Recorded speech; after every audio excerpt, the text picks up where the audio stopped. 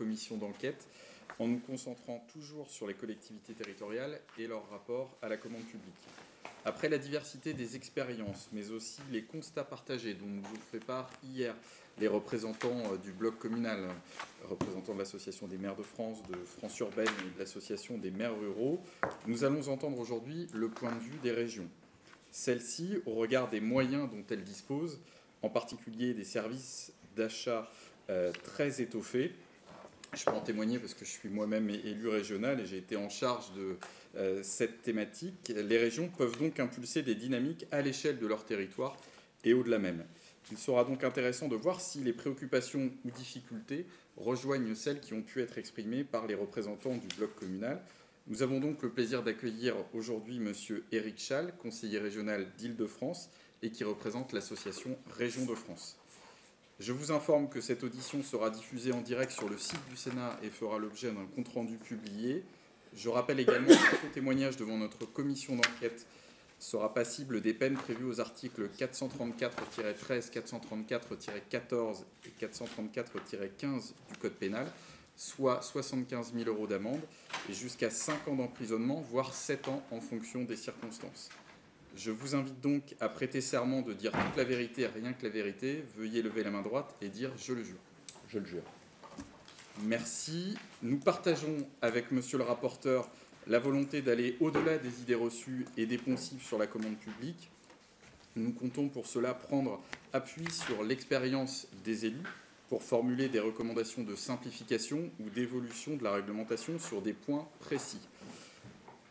Et s'agissant de l'audition d'aujourd'hui, au regard des compétences exercées par les régions, notamment en matière de développement économique et de la conviction que nous partageons avec Monsieur le rapporteur que la commande publique est désormais une politique publique à part entière, et notamment de soutien au monde économique, nous souhaiterions pouvoir vous entendre sur des points beaucoup plus précis, des cas emblématiques des difficultés que peuvent rencontrer les régions en matière de commande publique.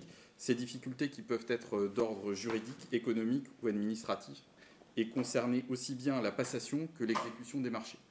Je vous laisse donc la parole, Monsieur Schall. Ensuite, Monsieur le rapporteur interviendra. Nous vous laisserons répondre aux questions de Monsieur le rapporteur et puis ensuite, les collègues vous interpelleront, vous interrogeront sur des points précis. Merci, Monsieur le Président, Monsieur le rapporteur, les membres. Alors, tout d'abord, je voulais, en préambule, saluer votre démarche. Bon, ça coule a priori de source, mais je tiens quand même à le dire parce qu'en tant que collectivité, nous mettons très souvent en avant le rôle que nous jouons, qui est un rôle essentiel pour densifier le tissu économique local. On met ça en avant. Alors, je ne reprends pas les chiffres, hein, vous les avez déjà parfaitement en tête. C'est 170 milliards d'euros. C'est la part des collectivités représente plus des 2/3. Mais une fois qu'on a dit ça, qu'on a mis en avant ce rôle des collectivités, il ne doit pas nous exonérer de notre responsabilité de bien dépenser l'argent public. Et de ce point de vue-là, je veux saluer la démarche de votre commission d'enquête, parce que bien dépenser, c'est pas réduire aveuglément la dépense publique, c'est pas sabrer, c'est pas couper à l'âge dans les services publics, c'est tout au contraire dépenser intelligemment, mieux dépenser pour pouvoir redéployer l'argent public autrement et finalement faire plus de services publics avec une dépense plus intelligente et mieux menée.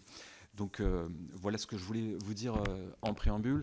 J'ai jeté un œil sur les auditions hier et la manière dont vous avez travaillé. Alors du coup, pour ne pas être hors système, du coup, ce que je vous propose, c'est d'avoir un propos liminaire sur les régions en tant que telles, les problématiques qui peuvent être les nôtres, avec plutôt mon exemple de l'Île-de-France, qui est singulier par définition, puisqu'on est la plus grande collectivité d'Europe, et par définition, on doit être pas loin d'être le plus grand acheteur européen. Donc évidemment, on n'est pas du tout dans les mêmes situations. On est toujours au seuil maximum des marchés. On est habitué à ce genre de choses. Et donc les problématiques de seuil se posent un peu moins pour nous. Pour autant, on a quand même un regard sur ce sujet-là et peut-être que dans un deuxième temps, dans le cadre de nos échanges et des questions-réponses, on pourrait venir aux propositions que nous formulerions, nous, au titre de Régions de France. Certaines sur une évolution de la législation, et puis d'autres peut-être plus sur les pratiques, et peut-être aussi nous, nos pratiques collectivités, pas simplement regarder le législateur en disant il a mal travaillé, mais aussi les leviers qu'on peut actionner nous-mêmes pour essayer d'améliorer nos achats d'une manière générale. Alors, j'en viens donc du coup à la problématique des régions. Donc, on est dans une situation de baisse des dotations des collectivités, et quelque chose me dit que ça ne va pas s'arrêter. Je vois bien d'une part les annonces qui sont faites sur une évolution de notre budget, en glissant progressivement vers une économie de défense. Je pense, titre personnel, ce n'est pas notre sujet ce matin, mais c'est souhaitable. Mais cette augmentation de la part du PIB sur les dépenses de défense vont forcément avoir une implication pour nous, et il est probable que ça en ait une directement sur les collectivités territoriales. Je passe sur la menace, l'épée de Damoclès qui est au-dessus de nos têtes, de l'évolution de la notation de la France, qui aura aussi un effet mécanique. Et à partir de là, ça nous oblige à, de toute manière, faire des efforts pour dépenser mieux, encore une fois, et dépenser plus intelligemment, même si le mot peut être ambigu. Alors, pour le cas de la région Île-de-France, cette année, le rabot, aussi dur soit-il et réel, c'est 321 millions d'euros de baisse de dotation. Donc de toute manière, même si on n'avait pas envie de faire des efforts, on est obligé de les trouver, parce que si on veut maintenir la qualité du service public, amplifier des politiques publiques qu'on veut mettre en œuvre, de toute manière, il faut faire des économies. Depuis longtemps, on n'a pas entendu ce rabot des dotations pour mettre en place une politique ambitieuse en termes d'achat. Sur la mandature précédente, je n'y étais pas, mais donc on peut raisonner sur la mandature régionale 2015-2021. J'estime que le travail affiné, contrat par contrat, qui a été mené pendant 6 ans, nous a permis, nous, sur la région, d'économiser 100 millions d'euros. Ces 100 millions d'euros, c'est de la mauvaise graisse qui est enlevée, parce que c'est immédiatement de l'argent qui peut être réinvesti autrement, déployé sur d'autres politiques publiques.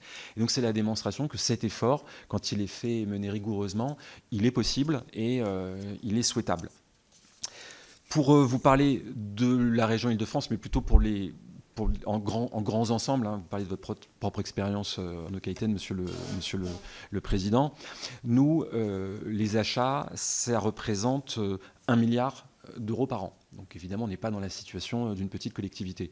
Et comme souvent pour les régions, pour la moitié, c'est les travaux des lycées. On est sur 500 millions d'euros en moyenne. On est à peu près 300 millions de dépenses de services sur la formation professionnelle. Et notre gros autre poste d'achat sera plus en fourniture sur l'équipement numérique, et notamment les ordinateurs. Nous dotons, on n'est pas la seule collectivité à le faire, mais chez nous ça prend des proportions considérables avec le nombre d'élèves de lycéens en Île-de-France, puisqu'on a 420 lycées publics. Ça représente 150 000 ordinateurs que nous offrons aux lycéens qui entrent en seconde, au titre de l'égalité des chances, d'avoir les mêmes moyens. Avant, c'était facile d'acheter des gommes et des stylos. Aujourd'hui, on est l'ère du numérique. Il faut que tous les enfants soient en égalité des chances. Mais c'est un poste de dépense important d'offrir cet ordinateur. Je reviendrai sur les problématiques de filière que ça peut poser, la mutualisation des achats, mais j'y reviendrai plus tard peut-être dans nos échanges. Ça, ce sont nos postes. Ça veut dire quoi? Ça veut dire 60 personnels à la division des achats qui sont dédiés exclusivement aux procédures. Ce n'est pas neutre en termes de dépenses. 60 agents qui ne font que ça au sein de la division. J'ai également, on peut considérer que nous avons 400 agents dans les différents pôles, dans les différentes directions, qui passent une partie de leur temps, qu'on va estimer en moyenne à un quart de leur temps, à 25% de leur temps de travail, sur les procédures d'appel d'offres. Chacun en fonction de ses spécialités, évidemment au pôle lycée, sur les lycées, et direction par direction. Vous avez 400 agents comme ça qui vont travailler. Au total, on est sur l'équivalent de 160 ETP. C'est considérable. Et à ça s'ajoute, indépendamment du temps de travail, s'ajoutent des dépenses inhérentes aux appels d'offres, puisqu'à la première, dès qu'on lance une procédure, on a la publication, on a le portail Maximilien pour la mise en ligne, et là on est sur à peu près 50 000 et 200 000 euros pour les deux, puisqu'on a un coût inhérent à chaque nouvelle publication. C'est pas neutre, et je n'intègre pas l'augmentation de la durée des procédures, qui est liée évidemment à un certain nombre de règles, on va y venir, qui sont bonnes dans leur intention, mais qui parfois dans leur application posent un certain nombre de difficultés. On sait qu'aujourd'hui, le rapport Ravignon, vous auditionnerez Boris Ravignon tout à l'heure, ça me donne l'occasion sans gêne de dire du bien de beaucoup de choses qu'il a écrit dans ce rapport à l'attention du gouvernement l'année dernière, notamment identifier le fait que la durée moyenne maintenant de la procédure, elle est passée de 2 à 3 mois. C'est considérable parce que c'est 50% de temps de travail en plus. Et quand je parlais de 160 ETP tout à l'heure, on peut considérer qu'on a une augmentation mécanique encore en levier de 50% du temps de travail de ces mêmes personnels. Ça, c'est pour la situation de notre région. Alors évidemment, il y a 17 régions, il y a 11 collectivités d'outre-mer, 101 départements, 1250 EPCI, 35 000 communes, et tout ça en effet démultiplié représente un coût financier et un coût horaire considérable pour la totalité des collectivités. Le même rapport, Ravignon, estimait qu'on était à peu près à 1,5 milliard par an. En gros, de 2 à 2,5 points du coût des achats est directement lié aux procédures. Donc on doit se poser la question de l'efficacité de ces procédures au regard de ce coût. Et ce coût, il n'est pas simplement pour les collectivités, il est aussi pour les entreprises soumissionnaires. Et là, le coût pour elle est à peu près de 2/3. Si une collectivité, quand elle va mettre sur marché un marché adapté, ça va tourner autour de 6 500, 7 000 euros, l'entrée dans la partie. Pour les procédures complètes, on va dépasser assez aisément les 11 000 euros à chaque fois. C'est un coût significatif, mais l'entreprise en face, elle a aussi ce coût-là. Et ce coût, il est à peu près entre la moitié et les 2/3 de ce que ça coûte à l'entreprise. Donc au moins 4 ou 6 000 euros à chaque fois, pour pouvoir se mettre à table de l'appel d'offres. Là encore, à la fin, c'est un coût indirect pour la collectivité. Parce que ces 4 ou 6 000 euros, elles nous sont répercutées in fine. À la fin, on le retrouve, on va les payer, c'est normal. C'est pas, le prix, c'est pas là pour faire. Il n'y a pas qu'une dimension de générosité, bien entendu, de la part de l'entreprise qui va monter. Mais ça pose un autre problème, c'est que du coup, vous avez de plus en plus d'entreprises, je vais y venir sur la question des attributaires, de plus en plus d'entreprises qui se sentent en incapacité de pouvoir jouer leur carte, de pouvoir challenger. Et ça pose un énorme problème parce que, in fine, ça porte atteinte à la libre concurrence. Alors pourquoi on a mis en place toutes ces règles ? En gros, ces règles sur les marchés publics, on les a mis pour 3 raisons. La première, elle est absolument légitime, c'est la déontologie. C'est normal, il ne s'agit pas de revenir dessus. Et la deuxième, en tout cas, c'est comme ça que ça a été construit au niveau européen, c'est l'idée que les appels d'offres doivent permettre une libre concurrence et d'atteindre des prix plus bas, et en fait le juste prix en réalité, de faire marcher, quand on croit à l'économie de marché, de faire marcher au maximum le marché et pour arriver au juste prix pour le produit. C'est la deuxième raison. Et la troisième raison, en tout cas dans les dispositions qui ont été mises en place au niveau européen et les réglementations que nous appliquons au niveau national, c'est d'ouvrir le marché aux PME. Mais on voit bien aujourd'hui, avec 10 ans de recul sur la législation européenne, que ces objectifs qui sont tous parfaitement sains, déontologie, libre concurrence et ouverture aux PME, on a reculé sur chacun d'entre eux. Il y a moins de PME qui ont accès au marché aujourd'hui. Et en ce qui concerne la libre concurrence, l'augmentation des règles a produit l'effet inverse, puisque nous avons aujourd'hui 24% en France de marché où on a une seule entreprise qui concourt. Et à partir du moment où on a une seule entreprise, on ne peut pas considérer que le marché joue. Or, il y a 10 ans, c'était 15%. Donc en 10 ans, on a mis des règles pour ouvrir le marché. Et la conclusion de ça, c'est qu'on est passé de 15 à 24% d'ouverture. C'est pas un non-sens, parce que chacune des règles qui a été proposées sont bonnes, mais l'effet final est négatif. Alors, je vais terminer ce propos liminaire, je ne sais pas si c'est introductif parce que c'était long, mais ce propos liminaire avant d'échanger avec une expérience qui m'a concerné plus directement. D'ailleurs, j'étais venu en témoigner l'année dernière devant la mission d'information de votre commission des finances, c'était sur l'assurabilité des collectivités territoriales.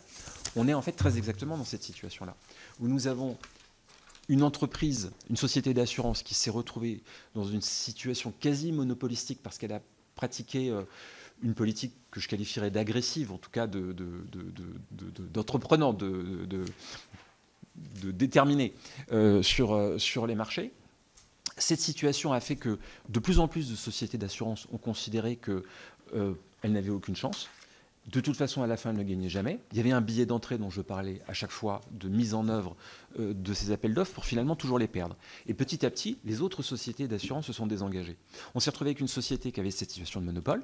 Donc au début, les collectivités étaient contentes parce que ce sont finalement des assurances, des primes et pas trop chères et des franchises intéressantes.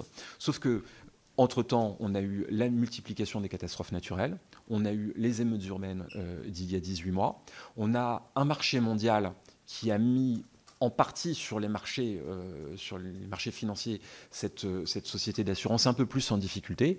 Elle a été obligée de répercuter du coup cela sur ses clients, les collectivités, avec des primes et des franchises qui pour le coup ne sont plus du tout compétitives. Mais qu'est-ce qui s'est passé? Les autres sociétés d'assurance se sont totalement désengagées. Vous avez ces professionnels qui sont professionnalisés sur les appels d'offres, parce que c'est un métier à part entière, l'appel d'offres pour les collectivités. Ils ont décidé de ne plus y aller parce que ce n'était pas rentable et qu'aujourd'hui, vous avez des postes qui ont disparu dans ces sociétés. Donc si on se disait simplement on va changer les règles demain matin, il va falloir en réalité renourrir ce tissu économique avant que la concurrence puisse recommencer à jouer, parce que demain matin, beaucoup de sociétés ne vont pas revenir immédiatement sur le marché parce qu'ils doivent refaire une filière complète, des divisions complètes, et les marges, on le sait, hein, par ailleurs, sont assez limitées hein, sur les marchés publics, hein, les marges de profit pour ces sociétés, et elles n'y vont pas forcément. Voilà, en propos liminaire, ce que je voulais vous dire. Avec notre regard de région, j'ai plein de choses à vous dire, mais peut-être qu'on peut sur les propositions, mais peut-être qu'on peut le faire dans le cadre de nos échanges et nos discussions. Alors, merci d'abord pour vos explications. On a bien compris qu'on passe à une dimension beaucoup plus importante qu'hier au niveau des passations de marché. J'aurais simplement deux questions. Je ne vais pas parler du juridique parce que vous avez les éléments pour. Simplement, à votre niveau, puisque c'est quand même des commandes importantes qui sont de ces marchés, je dirais à la limite pratiquement européens, souvent d'ailleurs, quelles mesures de simplification pourrait-on prendre pour justement, comme vous l'avez dit, rappeler, faire revenir un peu les PME, PMI dans le jeu, puisqu'aujourd'hui, quand on n'a qu'une réponse, c'est compliqué, parce qu'on est soumis à ce marché-là. Et la deuxième question qui est un peu sous-jacente, comment refaire revenir ou soutenir le tissu local à travers les marchés, c'est ce qui nous intéresse aussi dans cette commission, c'est d'une façon simplifiée, pour qu'on puisse retrouver un peu peut-être du volume, comme on dit, et surtout ramener dans le jeu l'économie locale. Alors, dans ces deux questions, j'ai envie de commencer par la deuxième, parce qu'en réalité, pour moi, c'est le point cardinal. C'est-à-dire que nos politiques publiques doivent être tournées vers cette dimension-là. Et si on veut favoriser le local, alors déjà, j'ai une petite nuance, si vous m'autorisez, par rapport, je lisais l'exposé des motifs de votre proposition de résolution, sur le pourcentage de PME qui ont accès au marché public.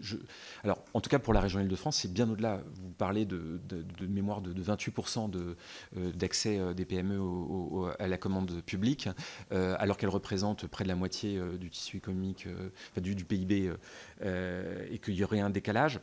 Je l'entends. En Île-de-France, ce n'est pas le cas. On est à plutôt 80%. Je ne vais pas parler pour Boris Ravignon, mais avec mon patronyme, vous avez compris que j'ai quelques origines dans l'Est. Et je sais qu'en région Est, on est à plus de 70% pour les PME. Alors peut-être qu'il faut aussi prendre en compte le ruissellement, la capillarité, les sous-traitants, les PME sous-traitantes, si elles sont peut-être, je n'ai pas le chiffre précis pour le coup, mais si elles ne sont que 28% à bénéficier directement de la commande publique, peut-être faut-il intégrer un coût indirect, parce que quand vous avez des grands groupes de commandes, vous pouvez avoir un grand groupe, mais derrière vous avez tout un ruissellement de sous-traitants, de PME qui en bénéficient. Nous, en Île-de-France, c'est le cas. Voilà. Donc j'attire votre attention là-dessus. Je n'oppose pas forcément, et je vais y venir avec l'exemple des ordinateurs, je n'oppose pas forcément une commande groupée et une commande à grande échelle avec TPE, PME, où en fait elles peuvent vraiment bénéficier, peut-être même mieux. Et j'y viendrai dans un exemple ultérieur. Alors si on veut mettre en avant cette idée de consommation locale, je crois qu'on doit tendre, je n'ai pas l'appréciation juridique exacte qu'il faut trouver, mais finalement c'est votre mission, on aura peut-être des propositions plus précises sur d'autres thèmes, mais là, je pense qu'on devrait avoir comme principe cardinal la mieux-disance territoriale. On a mis en place un grand nombre de critères ces dernières années. Tous ces critères sont essentiels, ils sont tous bons. Mais ils sont très durs à appréhender. Avec climat et résilience, nous avons mis des critères environnementaux parfaitement légitimes. La sobriété énergétique, c'est essentiel. Les circuits, la loi avec les circuits voilà, et de réutilisation, c'est également essentiel. La dimension sociale, tous les critères sociaux, d'insertion, tout ça, c'est absolument essentiel. D'ailleurs, nous, en Ile-de-France, pardon de parler à la collectivité, mais c'est ce que je connais le mieux, on n'a pas attendu la loi climat et résilience pour mettre en œuvre des critères très importants de verdissement.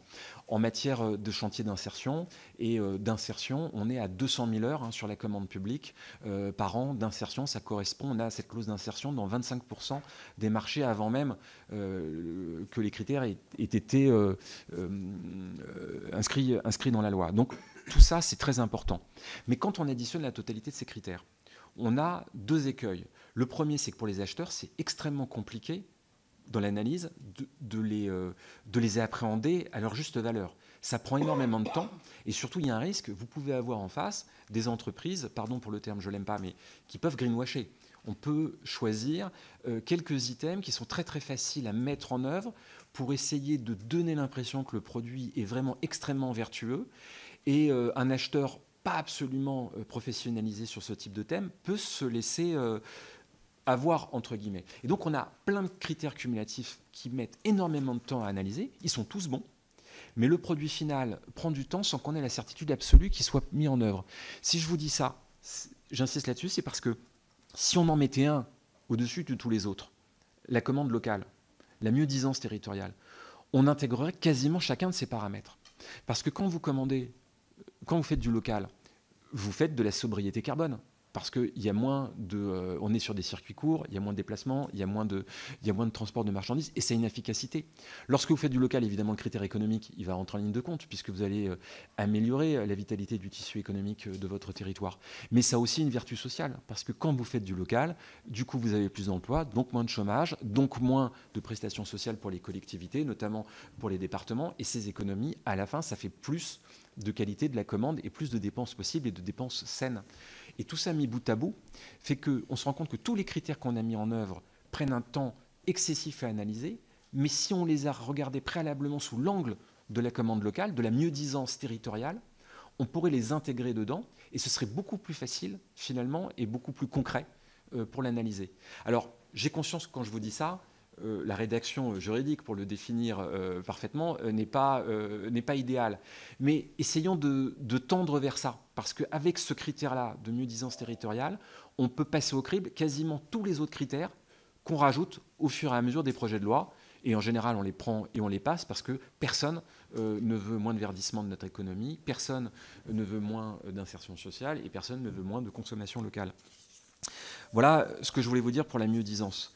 L'autre chose qui me semble importante, et j'effleurais le sujet quand je refusais d'opposer accès au marché pour les PME et groupement de commandes, je crois qu'on doit aussi aller dans ce sens-là. Là, je reprends, peut-être qu'il vous le dira, mais dans les différentes propositions du rapport Ravignon, il y en a une qui m'avait attiré, c'est ce qui revenait à faciliter les groupements de commandes, notamment sur toutes les règles, je ne vais pas les énumérer ici, tout ça est dans son rapport, mais aussi la possibilité pour des collectivités de rentrer en cours de route dans ces groupements sans qu'on redépose intégralement des procédures, sans qu'on reprenne à zéro parce qu'une nouvelle collectivité voudrait y rentrer. À la région Île-de-France, on a créé une centrale d'achat. Elle intègre la région, elle intègre tous les lycées, des communes et des collectivités qui voudraient y participer.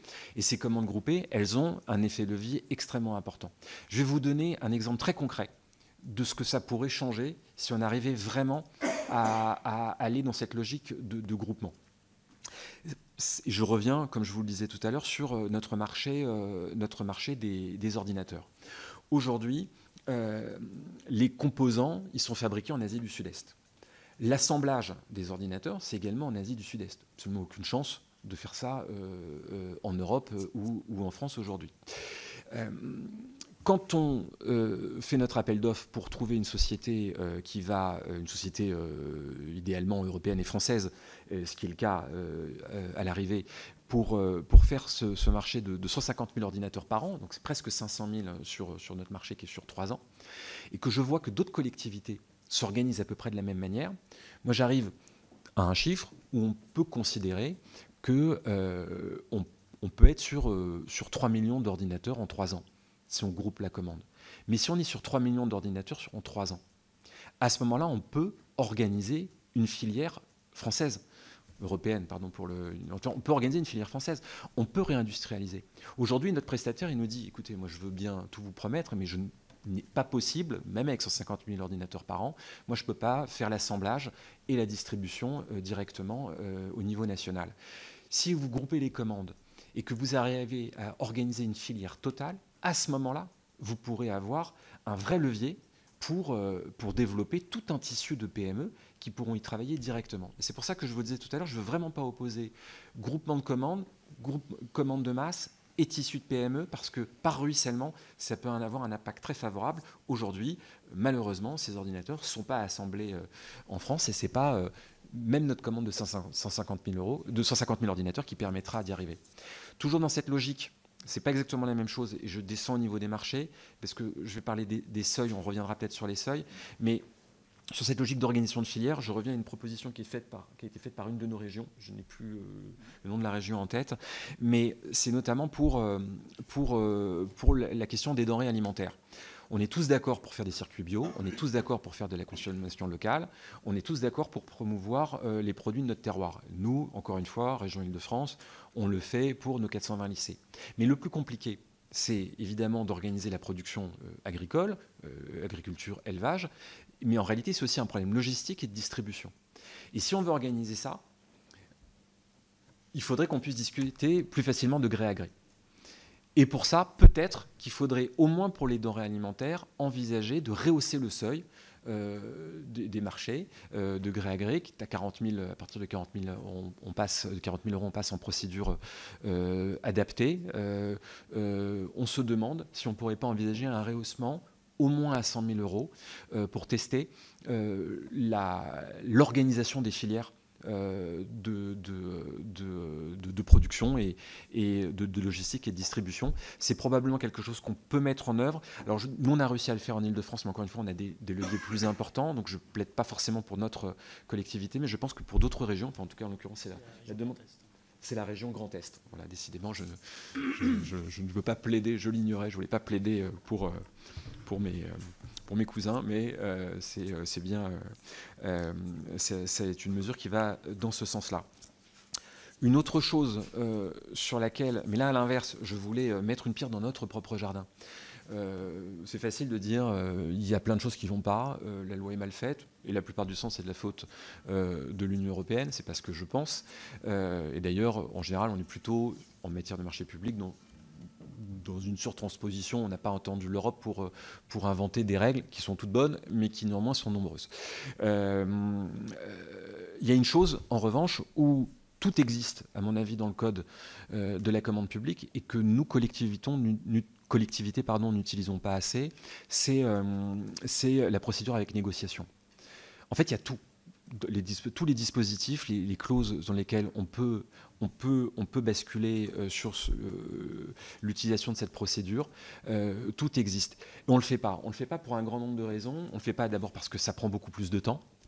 On ne le fait pas parce que probablement un grand nombre de collectivités n'ont pas les personnels à ce stade, avec tout le respect que j'ai pour leur travail, suffisamment qualifiés par rapport à certaines entreprises, n'ont pas des acheteurs aussi performants sur la négociation. C'est plus facile, surtout quand on est débordé, c'est plus facile de prendre la totalité des commandes, de regarder quelle est a priori la mieux disante, pas simplement sur le critère de prix, sur tous les critères qu'on a évoqués tout à l'heure, que de rentrer dans une procédure négociée. Pourtant, je crois que les marges sont en partie là. Ça prend plus de temps. C'est un métier qu'il faut évoluer. Je ne crois pas qu'une petite collectivité, demain, une petite commune, j'ai écouté en partie les auditions d'hier, je ne crois pas qu'une commune, demain, pourra évidemment avoir des acheteurs spécialisés, parce qu'il faut quasiment un professionnel de chaque domaine. Mais encore, cette logique de groupement de commandes, de centrales, devrait nous permettre d'avoir une meilleure expertise. Et dès lors qu'on aura des acheteurs avec une meilleure expertise, on pourra recourir plus régulièrement à la procédure avec négociation. Et là, il n'y a rien à changer dans la loi. Il faut juste que nous, on change et qu'on fasse évoluer nos pratiques.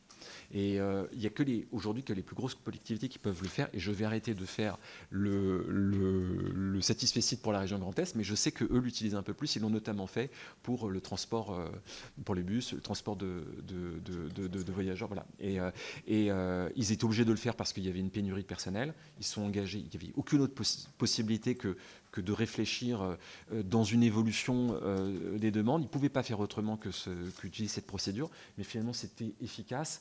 Et je crois que trop régulièrement, on décide de ne pas se saisir de cet outil qui existe. Et là, pour le coup, la loi, elle est bien faite. Alors disons-le, je le dis devant le législateur, disons-le quand la loi, elle est bien faite, parce qu'il y a tout dans le code de la commande publique pour pouvoir utiliser ce dispositif-là. Je vous ai parlé des seuils. Pardon, je donne des informations comme ça massivement. Sur les seuils, je crois que beaucoup de choses ont été dites. Je ne suis pas absolument convaincu, peut-être que je vais être minoritaire, donc je ne vais parler qu'en mon nom, mais après tout, je représente la région de France, je peux avoir une sensibilité. Je ne suis pas absolument convaincu que la question soit uniquement de savoir de remonter le plus haut possible le seuil qui nous permettrait de travailler de gré à gré et pas rentrer dans le système de procédures adaptées. Pourquoi ? Parce que ça protège les collectivités, ça protège l'acheteur, et que le problème pour moi, c'est plus la lourdeur des procédures d'appel d'offres que l'existence d'une procédure d'appel d'offres. Et plutôt que de rehausser le seuil du gré à gré, on peut l'envisager, je crois il faudrait surtout aller vers la simplification des procédures. Et notamment ce seuil intermédiaire à 90 000 € pour les fournitures et les services. On a le seuil où on rentre en procédure adaptée à partir de 40 000 €. Je suis désolé, c'est un peu aride, mais voilà. À partir de 210 000 pour les fournitures et les services, on est dans la procédure complète. Et on a le seuil intermédiaire avec publication à 90 000 €. C'est pas forcément utile, c'est une lourdeur importante, et je pense que ce seuil-là de publication, probablement complexe des entreprises, les met à distance et imagine que du coup, c'est pas pour elles. Et si on veut élargir le champ, et que l'objectif initial, encore une fois, c'était qu'il y ait plus de PME qui rentrent dans la compétition, qui ont le sentiment que les démarches vont être trop lourdes, que le billet d'entrée est trop élevé, peut-être que si on fait sauter ce seuil intermédiaire à 90 000, il ne s'agit pas de s'exonérer des procédures d'appel d'offres, mais d'avoir la procédure la plus simple, adaptée, celle de 40 000. En fait, c'est d'étendre la procédure de 40 000 qui s'arrêtait à 90 000, de l'étendre jusqu'à 210 000 €. Et probablement que l'élargissement de ce seuil, d'abord, ça fera moins de seuils, on aura 3 seuils au lieu de 4, et probablement que ça pourrait avoir un impact positif. Je crois que c'était dans le rapport Ravignon de mémoire également, dans les propositions. Je privilégierais surtout celle-ci, avant de simplement se dire quand il n'y a pas d'appel d'offres, on est plus heureux, pour schématiser ce qui est dit. Mais encore une fois, c'est plus facile de le dire quand on a une division acheteur avec 60 agents, dont je vous disais au début, spécialisés, performants, qui finalement ont l'habitude de le faire, que quand on est une plus petite collectivité où, bien entendu, on voudrait probablement passer plus souvent de gré à gré. Pour autant, sur les seuils, on pourrait les harmoniser. Il y a énormément de nuances. On a donc le seuil pour les marchés, pour le marché écrit à 25 000 €. Là, on pourrait tout à fait imaginer que si on a un démarrage de la procédure adaptée à 40 000, peut-être qu'on peut harmoniser le seuil aussi à 40 000. À l'inverse, l'autorisation d'avance, qui est à partir de 50 000, on peut aussi descendre à 40 000. On pourrait avoir un seuil générique 40 000 qui fasse sens. Aussi en matière culturelle, alors j'ai honte de le dire puisque je venais de vous proposer tout à l'heure d'envisager un seuil dérogatoire pour les denrées alimentaires à 100 000. Pour autant, en matière culturelle, pour une prestation culturelle, pour une œuvre culturelle, là le marché est à 30 000. J'ignore pourquoi, c'est une exception culturelle. Alors, en tout cas, il est à 30 000. Là aussi, on pourrait envisager d'harmoniser à 40 000. Mais comme je vous ai dit tout à l'heure, que peut-être que sur les denrées alimentaires, on pouvait passer à 100 000, peut-être que je m'invite à plus de cohérence du coup aussi dans mon presque ultime proposition. Je crois que sur les seuils, je vous ai dit tout ce que je voulais vous dire. 2 petites choses pour terminer, très brèves. Lorsqu'on est dans la procédure classique européenne, donc à 5,5 millions pour les travaux et 221 000 pour les fournitures et les services. On a du coup la double règle de publication qui s'applique, publication au BOMP et au journal officiel de l'Union européenne. Ça n'a aucun intérêt. Les entreprises qui ont l'habitude de chasser ce type de contrats, qui sont spécialisées dans des appels d'offres, n'ont pas besoin que ce soit publié dans les deux bulletins. Ils consultent indifféremment l'un ou l'autre, enfin ils consultent les deux, mais c'est absolument redondant et inutile. C'est un coût, c'est du temps, c'est un risque juridique, parce que du coup il faut une parfaite cohérence dans la coordination des deux publications. Ça ne sert absolument à rien. On peut-être, dès lors que de toute façon nous sommes dans un marché européen, avec des règles européennes, on peut se limiter à la publication au journal officiel de l'Union européenne. On n'a pas besoin de cette double publication. Et dans les absurdités, il y en a une, je terminerai là-dessus sur les propositions directes. Après, on peut échanger.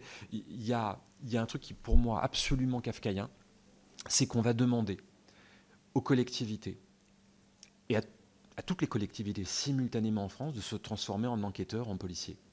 On va devoir chasser les informations sur les entreprises soumissionnaires, simultanément, France entière, des tonnes de personnes, des tonnes d'agents dans collectivités vont s'arracher les cheveux, pardon de l'expression, mais à vérifier que telle entreprise respecte bien, est à jour de ses cotisations fiscales, à jour de ses cotisations sociales. C'est un travail considérable et chaque collectivité va le faire simultanément. Ça n'a aucun sens. Pourquoi on n'aurait pas un fichier national, sur l'équivalent du SIRET, un fichier national des entreprises à jour? D'abord, ça nous permettrait d'avoir la certitude qu'elles sont en bonne santé, premièrement, mais enfin bon, indépendamment de ça, au moins, qui est à jour des cotisations fiscales et que jour de cotisations sociales, et on n'aurait plus qu'à les consulter, ce fichier-là. Alors après, il y a toutes les données, évidemment, les conditions CNIL pour sécuriser l'usage de ce fichier. Bien entendu, je vous laisserai réfléchir avec, de toute façon, les intéressés sur le sujet. Mais je trouve insensé de voir France entière des agents qui font le même travail quotidien de recherche d'informations simultanées, alors qu'ils pourraient avoir un fichier unique recensant ces informations. Voilà, je voulais terminer sur cette absurdité pour illustrer le fait qu'il y a plein de choses très simples qui peuvent être mises en œuvre. Il y a des sujets qui seront interminables sur les seuils. Quel est le bon seuil? Chaque situation est différente. Je n'aurai pas la prétention d'avoir un avis définitif. Et encore une fois, au niveau des régions, nous avons un statut tellement différent dans nos capacités que je ne suis pas là pour dire aux autres comment ils doivent travailler. Mais il y a ces leviers d'action que j'ai essayé de vous présenter qui nous semblent, nous, à Région de France, pertinents. Je propose aux collègues de prendre la parole s'ils le souhaitent. Madame Josan. Oui, merci beaucoup pour votre exposé. Merci, Monsieur le Président, de me donner la parole. Une question très simple. On parle beaucoup des seuils et des contraintes procédurales. Est-ce qu'il y aurait pour vous un type de service ou d'objet qui pourrait être, puisqu'on a évolué dans notre conception, on a étendu les procédures des marchés publics à tous les services, y compris les services de conseil, les services juridiques. Est-ce que pour vous, il y aurait une matière ou certains objets qui pourraient être exclus parce que vraiment on est allé à l'excès dans cette extension des procédures. Voilà, parce qu'à l'échelle régionale, c'est quand même compliqué, vous l'avez dit, toutes les entreprises ne peuvent pas accéder. Et donc, est-ce qu'il y a peut-être, pour revenir à la consommation locale, mais y compris de services, des matières dans lesquelles on pourrait prévoir une exclusion complète ou une procédure beaucoup plus allégée? Est-ce qu'on ne pourrait pas prévoir justement, par rapport en parallèle de la procédure de la question des seuils, l'extension d'une procédure allégée en fonction de l'objet ou de certains services du marché? Merci beaucoup. D'autres souhaits d'intervention, Monsieur Salmon? Oui, merci, Monsieur le Président. Bon, merci pour votre exposé. Il y a vraiment beaucoup de... C'est une mine. Il y a beaucoup de choses très, très, très pertinentes et très claires. Bon, quelques divergences aussi. Je pense que vous avez parlé du local qui serait le critère majeur et supra pour être en adéquation avec la transition, on va dire. Je pense que le local est un instrument et un critère intéressant, mais non suffisant, parce qu'il ne prend pas en compte tout un tas d'autres problématiques. Bien sûr, il y a l'empreinte carbone qui est diminuée par moins de transport, mais ça ne veut pas dire pour autant que ça va être pertinent par rapport à quelque chose qui vient d'un petit peu plus loin. C'est comme dans les marchés pour l'alimentation, on dit bio ou local. Enfin, je pense que pour que ça coche bien, il faut les deux, quoi. Donc voilà, c'est une petite remarque de ma part. Donc pour aller à la question, voilà, quels sont les autres critères? J'ai bien compris que la multicritérisation, c'est pas facile à dire ce mot, finit par tout noyer et qu'on a vraiment du mal, ça prend beaucoup de temps et qu'on n'est pas forcément plus pertinent. Donc voilà, vous avez parlé du local. Est-ce que vous auriez quelques autres critères qui seraient vraiment discriminants et intéressants vraiment à mettre en œuvre et qui pourraient gommer un peu ce foisonnement? Merci. Merci. Madame Daniel. Merci. Alors moi, un volet qui m'a particulièrement intéressé dans votre exposé, c'est le coût agent que vous avez pu identifier et quantifier dans votre collectivité. C'est faisable dans les autres. Donc ça nous ramène au coût de gestion des marchés publics pour la sphère publique, auquel s'ajoute le coût de réponse des entreprises qui est intégré dans les marchés. Donc on a deux effets coûts que l'on peut ajouter, le coût direct agent public plus le surcoût lié à la réponse et au processus de réponse au marché public qui, est, évidemment, in fine, est intégré dans les prix de réponse. Donc ça me paraît intéressant. Dans les évolutions, dans la simplification, dans l'usage aussi évolutif du numérique avec ou pas l'introduction de l'intelligence artificielle, est-ce que vous voyez des pistes, et aussi dans le contexte budgétaire que subissent nos collectivités, est-ce que vous voyez des pistes d'économie qui pourraient s'opérer dans les années à venir?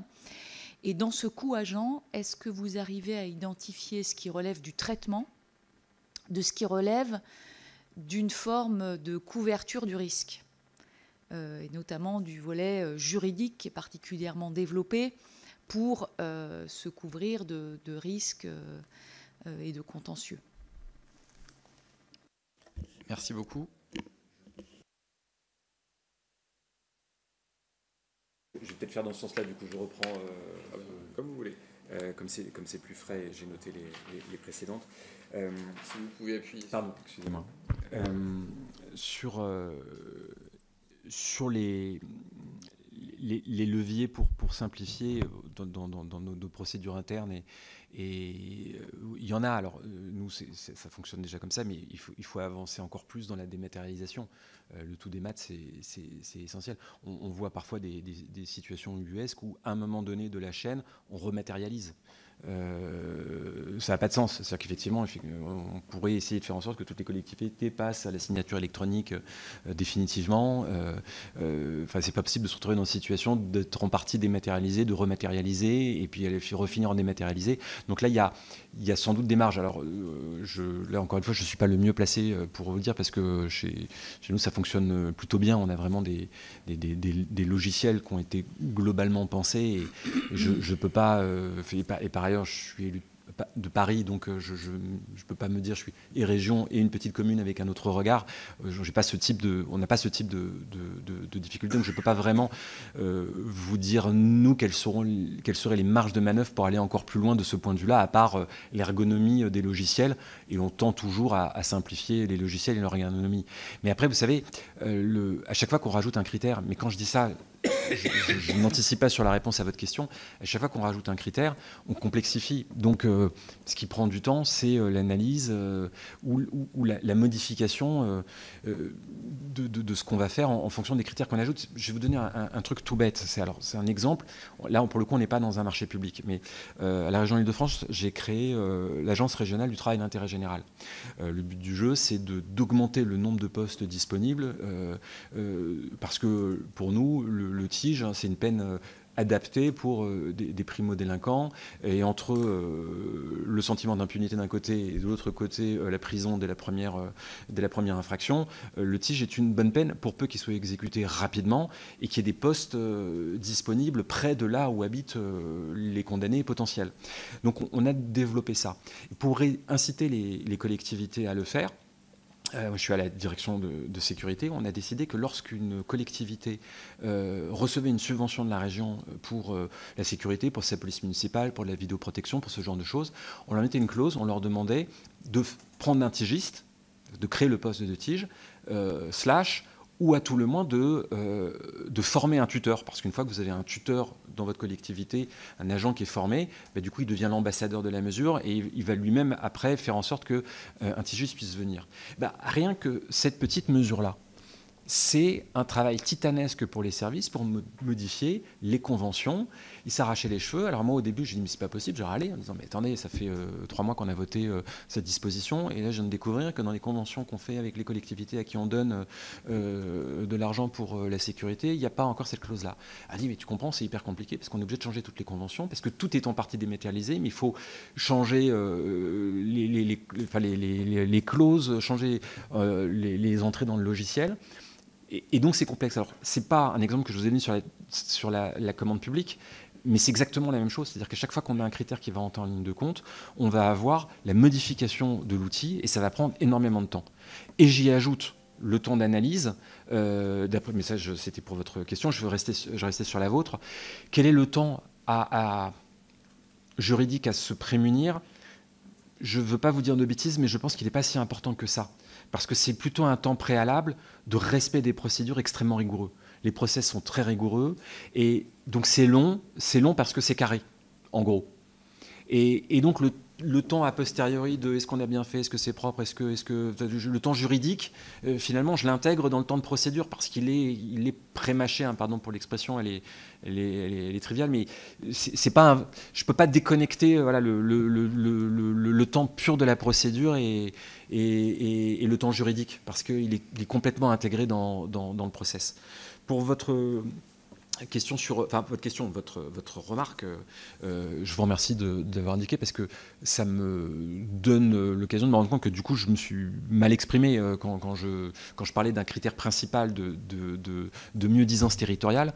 Pour moi, ce critère de mieux-disance territoriale, c'était pas acheter, c'est pas la casquette rouge d'un président outre-Atlantique. Vous voyez, on n'est pas du tout là-dedans. C'est le critère à partir duquel les autres vont irriguer.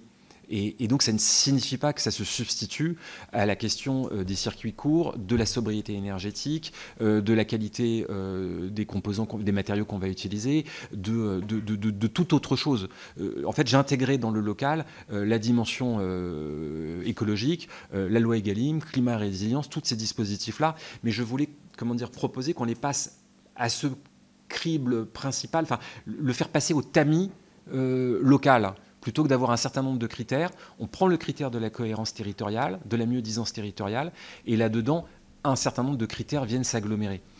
Et bien entendu, le verdissement en tant que tel, c'est pas comme on a acheté local, ça nous permet d'avoir des camions au diesel et on se moque du reste parce que de toute manière c'est local, donc c'est du circuit court. C'est pas du tout ce que je voulais dire, donc vous m'avez donné l'occasion de clarifier mon propos. Le verdissement, Egalim, tout ça, c'est des choses à intégrer, mais finalement en les fédérant dans une grille de lecture unique qui est la recherche de la mieux-disance territoriale, parce que par la mieux-disance territoriale, on peut essayer de répondre à chacun de ces paramètres-là. Voilà. Et c'est du coup la même chose pour l'insertion. Quand je vous dis choisir le critère territorial, c'est parce qu'on va pouvoir faire de l'insertion locale, c'est pas pour passer outre l'insertion, c'est au contraire, c'est pour avoir la certitude d'avoir des heures d'insertion à l'échelle d'un territoire. Pour votre question, je vous ai donné un exemple tout à l'heure, c'était alors pas de suppression mais de rehaussement de seuil pour les denrées alimentaires. J'en ai pas forcément d'autres à vous donner personnellement parce que, comme je vous le disais, je ne suis pas absolument convaincu que le paradis, ce soit l'absence de procédure. Les procédures, ça protège. Ça protège des collectivités, ça protège les entreprises, ça met des règles de concurrence. Et je crois à la concurrence, je crois au marché, je crois à la déontologie, je crois à ces règles-là. Et je ne crois pas qu'on doit absolument partir dans une logique de s'il n'y a pas de règles, on sera plus heureux. Voilà, le libéralisme, c'est pas le libertarianisme. Pardon, c'est un néologisme, ça n'est pas le bon terme. Mais donc voilà, ma préoccupation, c'est pas de sortir des règles. C'est pas dès qu'on fait du gré à gré, tout va bien. C'est pas forcément ça. C'est juste assouplir les procédures, assouplir les règles. Et vous dire un champ spécifique qui devrait sortir. Est-ce qu'il faut que le champ sorte complètement, ou est-ce qu'on change nos méthodes de travail? C'est l'exemple que je vous donnais tout à l'heure, je ne vais pas le reprendre, mais avec les ordinateurs. Est-ce qu'il faudrait qu'on se... Prenons l'exemple des ordinateurs, il est parlant du coup. Si on dit, bon, le seul moyen d'organiser la filière du numérique en France et de réindustrialiser, c'est de supprimer les règles sur le numérique. Et du coup, de ne plus avoir de règles de marché public. Ce serait un non-sens, et ça ne bénéficierait de toute manière pas à la création et à l'organisation d'une filière. Je pense que la solution, c'est plutôt un groupement, une centrale d'achat très compétitive, avec des vrais leviers d'influence, et qui peut permettre, dans ces cas-là, dans une procédure négociée, de vraiment discuter pied à pied avec les entreprises soumissionnaires, et d'avoir des règles de fixer des objectifs de plus en plus précis, de plus en plus forts, dans l'intérêt de toutes les collectivités du groupement. Et je pense que c'est plutôt là le levier. Et là, à ce moment-là, vous aurez des entreprises qui pourront en bénéficier. Je partirais plutôt dans cette piste-là. Vous voyez, on s'organise, on essaie de grouper nos commandes, plutôt que de se dire il y a des pans entiers qui doivent disparaître des règles de marché public. Merci beaucoup. J'avais quelques petites questions complémentaires. Parce que, comme je vous le disais, j'ai échangé aussi avec les services de la région Bretagne dont je suis élu. Il y a visiblement des documents au sein de Région de France aussi de travail sur ces questions. En particulier sur la procédure avec négociation dont vous parliez, il ressort qu'elle apparaît, même pour des acheteurs plutôt bien formés, comme nous avons la chance d'en avoir dans les régions, parfois compliqué, avec en plus des insécurités liées à des conditions dont l'appréciation de mise en œuvre et les doutes qu'elle génère conduisent parfois, et assez régulièrement même, des acheteurs à se priver de ces procédures avec négociation. Donc, est-ce que éventuellement vous pourriez revenir sur ce point? Deuxième sujet, sur la publication. Ce qui est aujourd'hui impératif, c'est la publication antérieure au sein du journal officiel de l'Union européenne. L'une des propositions qui était remontée, c'était à minima désormais de proposer une concomitance. Mais vous allez un peu plus loin en disant simplement à l'échelle européenne. Est-ce que là-dessus aussi, c'est une position de Région de France? Et puis enfin, deux autres questions sur le critère prix.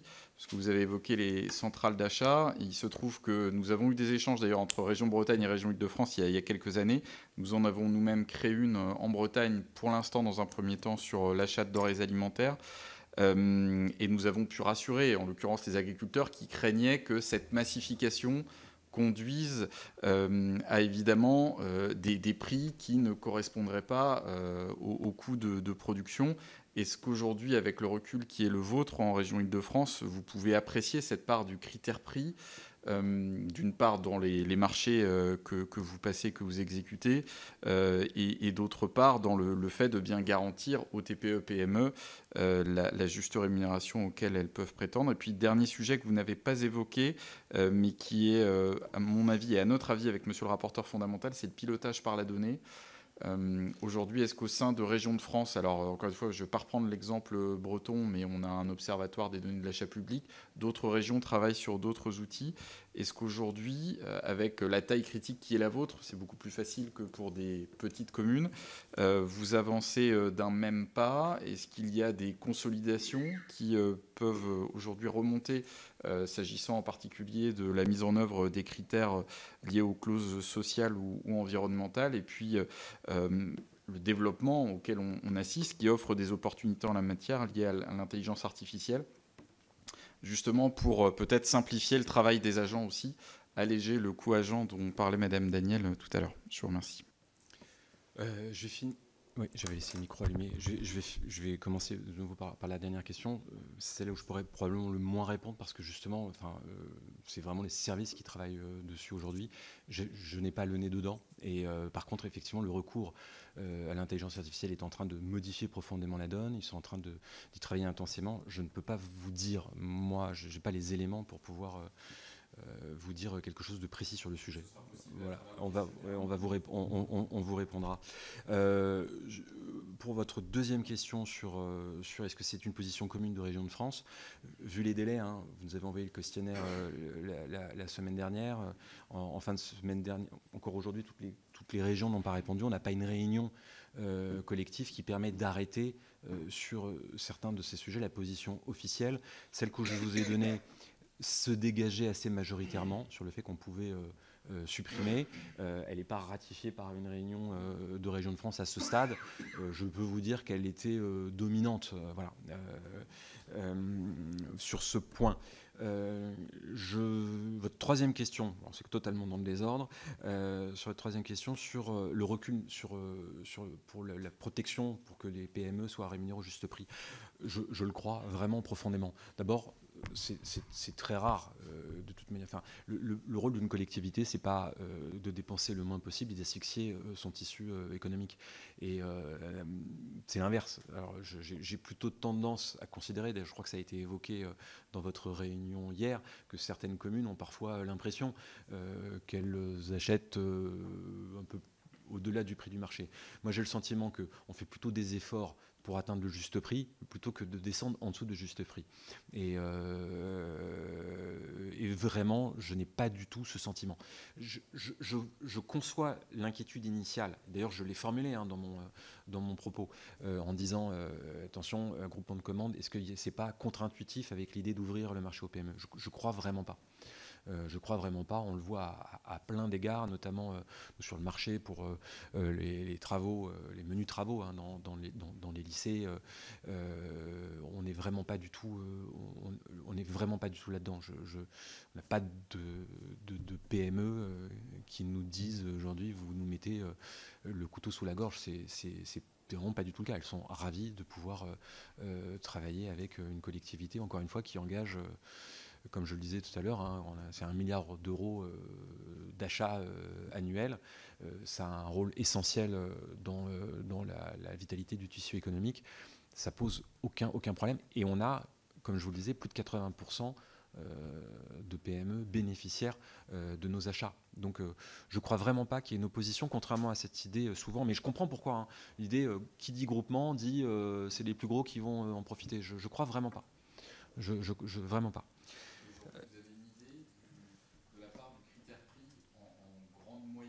Évidemment, parce qu'il peut y avoir des écarts assez frappants sur certains marchés, on va être nettement en deçà de 50%, dans d'autres cas au-delà de 50%, mais en moyenne, vous avez une idée à peu près de là où il peut se situer dans les marchés que vous placez ? Je veux pas vous dire de bêtises. En plus, j'ai prêté serment au début de réunion, donc je ne veux surtout pas dire quelque chose qui serait faux.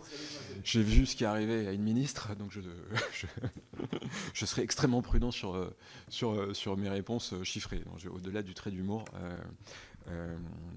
je ne veux pas vous dire de bêtises, mais par contre, on va vous répondre précisément. Et après, sur les négociations, vous avez raison sur un point, il y a encore beaucoup d'incertitudes aujourd'hui. Beaucoup d'incertitudes, pourquoi ? Parce que la procédure étant peu usitée à ce stade, elle est encore en cours d'affinage par la jurisprudence. On a de plus en plus de jurisprudence au cas par cas qui va analyser la pertinence de telle clause, qui va considérer qu'à un moment donné, une collectivité est passée en procédure négociée alors qu'elle n'aurait pas dû pour telle raison. Je me suis fait quelques notes que je n'ai pas du coup amenées parce qu'elles étaient assez détaillées sur justement la procédure avec négociation et je ne pensais pas qu'on affinerait à ce point. Mais sur les 6 clauses qui existent aujourd'hui, on voit bien qu'à chaque fois, chacune des 6 peut être attaquée. Et donc, elle se cisèle, elle s'affine progressivement. Mais il y en a qui se sédimentent aujourd'hui et qui font que, notamment lorsque, pour l'exemple des cars, on voit bien que lorsqu'on a l'absence de données, lorsqu'on a la possibilité d'affiner un certain nombre de critères, que des critères vont être évolutifs et qu'on doit avancer au fur et à mesure, ça c'est reconnu aujourd'hui. Donc, la peur juridique, la peur de l'incertitude, la peur du risque. Il y a un risque juridique, parce que la doctrine, la jurisprudence s'affine. Donc, du coup, à chaque fois qu'une collectivité s'engage là-dedans, elle sait qu'elle a un risque. Raison pour laquelle, notamment tenue par des délais, elle va se dire « je ne veux pas courir le risque ». Et je pense qu'il y a une espèce de filtre initial. Et quand je vous disais au début, on doit changer nos pratiques, je pense qu'on doit changer nos pratiques, parce que pour le moment, on n'ose pas y aller. Et on n'ose pas y aller. Et je ne sais pas si on n'ose pas y aller, c'est la poule et l'œuf, parce qu'il y a vraiment d'énormes risques juridiques. Non, on le voit au fur et à mesure des jurisprudences, on voit ce qui est autorisé, ce qui ne l'est pas. Ou de se dire, là, il y a une zone de gris, et comme on est dans une zone de gris, on ne prend pas le risque, parce que finalement, on va perdre plus d'argent à partir dans une procédure négociée, et c'est plus simple de partir sur un marché classique. Donc il y a plein de raisons cumulatives. Il y a ce risque qui fait qu'on se dit, on n'y va pas. Il y a le fait que c'est un métier, la négociation, c'est un métier à part entière, et que les agents ont probablement développé d'autres qualités professionnelles que celle-ci. On n'est pas en contact avec l'entreprise, surtout finalement dans les très grandes collectivités. Du coup, il n'y a pas de situation de gré à gré, donc il y a une distance, il y a un mur. C'est pour ça que je vous dis, l'effort, à mon avis, il est plutôt à faire de notre côté. Il n'y a pas grand-chose à changer juridiquement. Je pense qu'il n'y a rien à changer juridiquement. Moi, je trouve que le code est bien écrit de ce point de vue-là. On a une évolution de la jurisprudence au fil des décisions, des zones extrêmement grises aujourd'hui, j'en conviens. Pour autant, finalement, c'est par la multiplication de procédures et donc de procédures judiciaires qu'à un moment donné, cette jurisprudence va s'affiner et qu'on aura des règles de plus en plus précises de ce qui peut rentrer dans le cadre de la procédure négociée, de ce qui ne doit pas y rentrer. Et il y a vraiment des marges considérables. Quand dans vos questions, dans les thèmes, dans vos missions telles que vous êtes fixées dans votre commission d'enquête, il y avait cette réflexion sur la capacité à réduire les écarts entre les projections initiales et le coût final. Je ne pense pas que des réformes en tant que telles du code de la commande publique, les changements de seuil, ce genre de choses, et une incidence directe sur les écarts. Le meilleur levier, je pense que ce sera de travailler notamment sur ces procédures renégociées. Voilà. Je pense que là-dessus qu'on pourra jouer en affinant au fur et à mesure un certain nombre de critères, parmi ceux sur lesquels que la jurisprudence permet déjà.